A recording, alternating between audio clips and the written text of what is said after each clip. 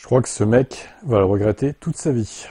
Donc, Raymond Vermeulen, à l'époque, il lui avait demandé s'il voulait aussi sponsoriser Max, vu que ce gars-là sponsorisait son père. Donc, avant, mais en même temps, on peut comprendre son point de vue, vu que Jos Verstappen, hein, désolé, mais bon, c'est pas un très bon investissement, on va pas se mentir. Il se disait, bah, le fils va être pareil, quoi, au final, il va être aussi mauvais que son père. Hein. Bon, Michel, malheureusement pour toi, ça n'a pas été le cas. Apparaissant dans le podcast Dutch Dragons, l'homme d'affaires néerlandais Michel Péridon, une récente fan de l'édition néerlandaise de Dragon's Den, a révélé comment une opportunité d'investir sur Max l'a amené à se déclarer out.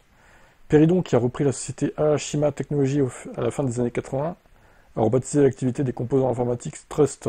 Son entreprise est un sponsor important de Jos Verstappen et est apparu sur la Minardi 2003. Péridon fournissant un soutien financier important à Verstappen, Jos, du coup, au cours de sa carrière dans le sport auto. Cependant, lorsque l'opportunité s'est présentée de sponsoriser finalement le fils, il a déclaré qu'il voulait pas. J'ai toujours sponsorisé Jos, le père de Max, avec ma société, ça a coûté des millions. Il n'a jamais eu de retour sur investissement finalement, vu qu'il était nul, Jos. À un moment donné, son manager Raymond vient me voir, Vermeulen, lui aussi manager de Max. Il m'a dit, est-ce que tu veux investir 5 millions? Tu toucheras alors 10% des revenus de Max pour le restant de ses jours.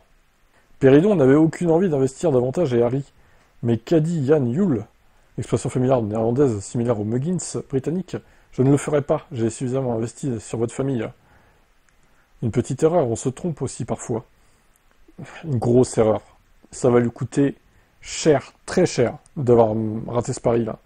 Alors que Max aurait un salaire de base d'environ 60 millions de dollars chez Red Bull, le fait de ne pas investir sur lui quand il le fallait lui coûterait environ 6 millions de dollars, donc 10%, c'est ça, en une seule année. Un chiffre qui ne fera probablement qu'augmenter au fil des années, tandis que Verstappen continue de se battre pour les championnats. Donc Trust, effectivement, c'est ça, c'était sur les Minardi de l'époque. Donc vous vous rendez compte que ce gars-là, admettant, il continue de gagner autour de 60 millions par an, Verstappen, ce qui pourrait augmenter, hein, pour le coup. On va dire 60 millions, ça fait 6 millions par an. Déjà, en une année, il aurait eu son retour sur investissement de 5 millions. C'est clair. Donc ce mec, admettant que Max gagne 60 millions x 10, on va dire, parce qu'au début il gagnait pas autant, du coup, déjà l'autre il pourrait perdre 60 millions, tout simplement, sur 10 ans.